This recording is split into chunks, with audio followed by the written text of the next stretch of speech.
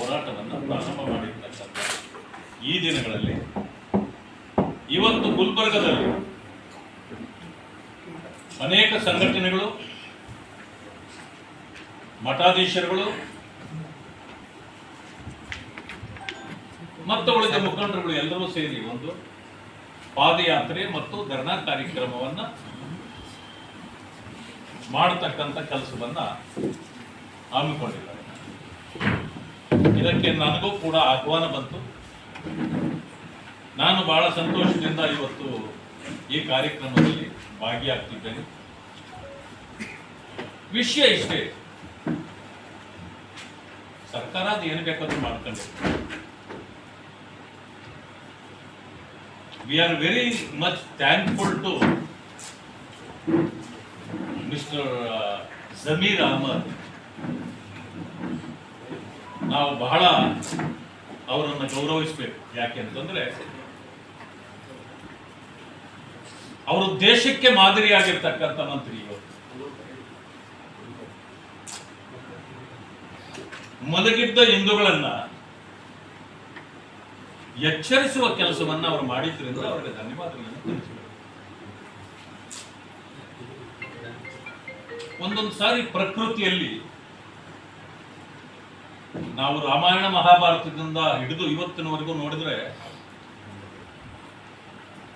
ಎಲ್ಲಿಯೋ ನಾವು ಎಲ್ಲೆ ಮೀರಿ ಹೋಗ್ತಕ್ಕಂಥ ಸಂದರ್ಭದಲ್ಲಿ ಪ್ರಕೃತಿ ಯಾರನ್ನೋ ಒಬ್ಬರನ್ನ ಸೃಷ್ಟಿ ಮಾಡಿ ನಮ್ಮ ಮಧ್ಯದಲ್ಲಿ ಕಳಿಸ್ತಾರೆ, ಎಚ್ಚರಿಸಲಿಕ್ಕೆ, ಸರಿದಾರಿಗೆ ತರಲಿಕ್ಕೆ. ಹಾಗೆ ಈಗ ನನಗೆ ಅನಿಸಿರ್ತಕ್ಕಂಥದ್ದು ಇದು ದೈವ ಸಂಕಲ್ಪ.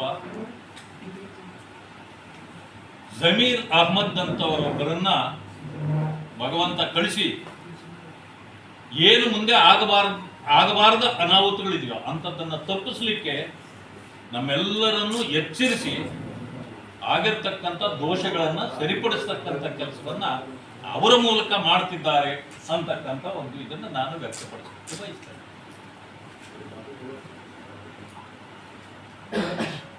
ತಮಗೆಲ್ಲರಿಗೂ ಗೊತ್ತಿರಬಹುದು, ಇಸ್ಲಾಂ ಹೇಳ್ತದೆ ಅನ್ಯ ಧರ್ಮೀಯರಿಂದ ಏನೇ ಕೊಡುಗೆ ಆಗಿರ್ಬೋದು ಅಥವಾ ಭಿಕ್ಷೆ ಆಗಿರ್ಬೋದು ಪಡೀತಕ್ಕಂಥದ್ದಲ್ಲ ಅಂತ ಇಸ್ಲಾಂ ಹೇಳ್ತದೆ. ಯಾಕೆ ಹೇಳ್ತದೆ ಅಂತಂದ್ರೆ ನಮ್ಮನ್ನವರು ಏನೋ ಒಂದು ಮಾತಿನಲ್ಲಿ ಹೇಳ್ತಾರೆ, ನಾನು ಮತ್ತೆ ಹೇಳ್ತೇನೆ, ಆ ವರ್ಡ್ ಬರ್ತಾ ಇಲ್ಲ, ಕಾಫೀರ್. ಕರೆಕ್ಟ್. ಬೇರೆ ಅವರ ಧರ್ಮವನ್ನ ಬಿಟ್ಟು ಅಲ್ಲಾನ ಪ್ರಾರ್ಥನೆ ಯಾರು ಮಾಡ್ತಾರೋ ಅವರ ಬಿಟ್ಟು ಬೇರೆಲ್ಲರೂ ಕೂಡ ಕಾಫೀರರು. ಕಾಫೀರರಿಂದ ನೀವು ಏನನ್ನೂ ಕೂಡ ತಗೊಳ್ಬಾರ್ದು ಅಂತ ಹೇಳ್ತಾರೆ. ಅದರಿಂದ ನಾನು ಕೇಳಲಿಕ್ಕೆ ಬಯಸ್ತೇನೆ, ವಕಫ್ ಬೋರ್ಡ್ಗೆ ಜಮೀನುಗಳನ್ನು ಕೊಟ್ಟವರು ಯಾರು? 11ನೇ ಶತಮಾನದಿಂದ 12ನೇ ಶತಮಾನದಿಂದ ಮಠಮಾನ್ಯಗಳಿವೆ. ಇವತ್ತವು ವಕಫ್ ಬೋರ್ಡ್ಗೆ ಬರಲಿಕ್ಕೆ ಕಾರಣ ಏನು? ಕೊಟ್ಟವರು ಯಾರು, ಪಡೆದವರು ಯಾರು, ಅವರ ಮಧ್ಯೆ ಆಗಿರ್ತಕ್ಕಂಥ ಏನು ಕರಾರುಗಳಿದೆ ಅದಕ್ಕೆ ಪತ್ರಗಳು ಇರಲೇಬೇಕಲ್ಲ. ಪತ್ರಗಳು ಇಲ್ಲದೆ ಇದ್ರೆ ನನ್ನ ಆಸ್ತಿ ಇರ್ಬೋದು, ನಮ್ಮ ಆಸ್ತಿ ಇರ್ಬೋದು, ಹೇಳಲಿಕ್ಕೆ ಸಾಧ್ಯ ಇದೆಯಾ? ಈ ದೇಶದಲ್ಲಿ ಕಾನೂನು, ನಮಗೆಲ್ಲ ಒಂದು ಕಾನೂನು, ವಕಫ್ ಬೋರ್ಡ್ಗೆ ಮತ್ತೊಂದು ಕಾನೂನು ಇರ್ಲಿಕ್ಕೆ ಸಾಧ್ಯ ಇದೆ? ಇದು ಬಾಬಾ ಸಾಹೇಬರ ಸಂವಿಧಾನದಲ್ಲಿ ಅಡಕದಲ್ಲಿ ಇಲ್ಲಾದ್ರೂ ಇದೆಯಾ?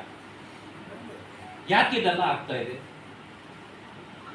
ರೈತ ತಲತಲಾಂತರಗಳಿಂದ ಆ ಕುಟುಂಬ ಇವತ್ತು ರೈತನ ಚಟುವಟಿಕೆಗಳನ್ನ ಮಾಡಿಕೊಂಡು ಬರ್ತಾ ಇರತಕ್ಕಂಥದ್ದು 2-3 ವರ್ಷಗಳಲ್ಲಿ ವಕಫ್ ಬೋರ್ಡ್ಗೆ ಹೇಗೆ ಬರಲಿಕ್ಕೆ ಸಾಧ್ಯ ಆಗಿದೆ? ಇದೆಲ್ಲವೂ ಕೂಡ ಪ್ರಶ್ನೆಗಳು. ಈಗ ರೈತರು ಇವರು ಇರ್ತಕ್ಕಂಥವರೆಲ್ಲ ಹಿಂದೂಗಳಾಗಿದ್ರೆ ಅವರ ಭೂಮಿ ವಕಫ್ ಬೋರ್ಡ್ಗೆ ಬರಲಿಕ್ಕೆ ಸಾಧ್ಯವೇ ಇಲ್ಲ. ಯಾಕೆ ಅಂತಂದ್ರೆ ಅವರು ಕಾಫಿರು. ಒಂದು ಸಮಯ ಈ ಭಾಗದಲ್ಲಿ ನಿಜಾಮರ ಆಡಳಿತ ಇತ್ತು. ನಿಜಾಮರು ನಮಗೆ ಕೊಟ್ಟಿದ್ದಾರೆ ಅಂತ ಹೇಳಲಿಕ್ಕೆ ಏನು ಪುರಾವೆಗಳೇನಿದೆ? ಎಲ್ಲಕ್ಕಿಂತ ಮಿಗಿಲಾಗಿ ಈ ವಕಫ್ ಬೋರ್ಡ್ 1954ರಲ್ಲಿ ಪ್ರಸ್ತಾಪ ಆಗಿದ್ದು ನೆಹರು ಅವರ ಕಾಲದಲ್ಲಿ. 69ರಲ್ಲಿ ಕರ್ನಾಟಕದಲ್ಲಿ ಒಂದು ತೀರ್ಮಾನ ಬರ್ತದೆ ಸರ್ಕಾರದ್ದು. ವಕಫ್ ಆಸ್ತಿಗಳು ಎಲ್ಲೆಲ್ಲಿ ಇವೆ ಇದನ್ನ ಒಂದು ಸರ್ವೆ ಮಾಡಿದೆ ಅಂತ ಹೇಳಿ ಅಧಿಕಾರಿಗಳಿಗೆ ಹೇಳ್ತಾರೆ. 69ರಲ್ಲಿ ಅಧಿಕಾರಿಗಳು ಏನ್ ಮಾಡ್ತಾರೆ, ಎಲ್ಲಾ ಕಡೆ ಸುತ್ತಲಿಕ್ಕೆ ಸಾಧ್ಯ ಆಗೋದಿಲ್ಲ. ಈ ರೀತಿಯ ವ್ಯವಸ್ಥೆ ಆ ಕಾಲದಲ್ಲಿ ಇರೋದಿಲ್ಲ.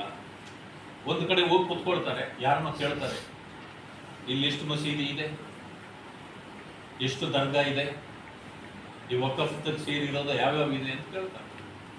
ಆ ಸಂದರ್ಭದಲ್ಲಿ ಅಲ್ಲಿದ್ದ ಆ ಮಸೀದಿಯಲ್ಲಿದ್ದ ಯಾರೋ ಒಬ್ರು ಹೇಳಿದ್ದನ್ನ ಎಲ್ಲವನ್ನು ಕ್ರೋಢೀಕರಿಸಿ 74ರಲ್ಲಿ ಇಡೀ ರಾಜ್ಯದಲ್ಲಿ ಎಷ್ಟಿದೆ ಅನ್ನೋದನ್ನ ಗೆಜೆಟ್ ಮಾಡಿಬಿಡ್ತಾರೆ.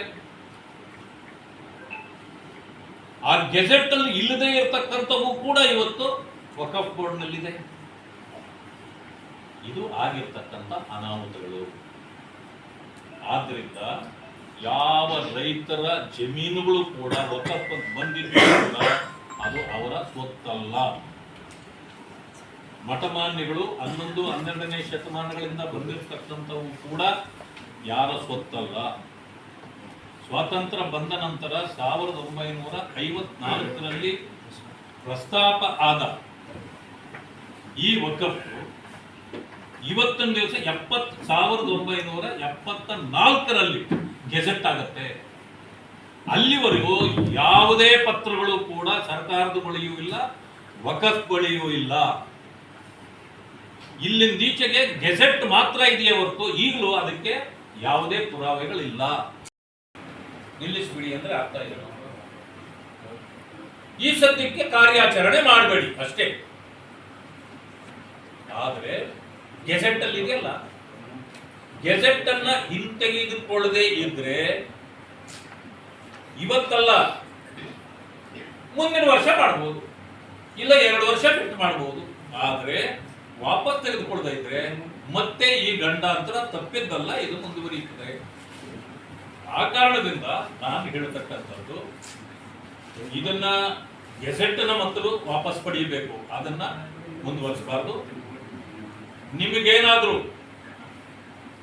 ರೈತರ ಬಗ್ಗೆ ಕಾಳಜಿ ಇದ್ರೆ, ಇದನ್ನು ನಿಜವಾಗ್ಲೂ ಸರಿಪಡಿಸಬೇಕು ಅಂತಿದ್ರೆ, ಈಗಾಗಲೇ ಕೇಂದ್ರ ಸರ್ಕಾರ ಜೆಪಿಸಿ ಸಮಿತಿ ಮಾಡಿದೆ.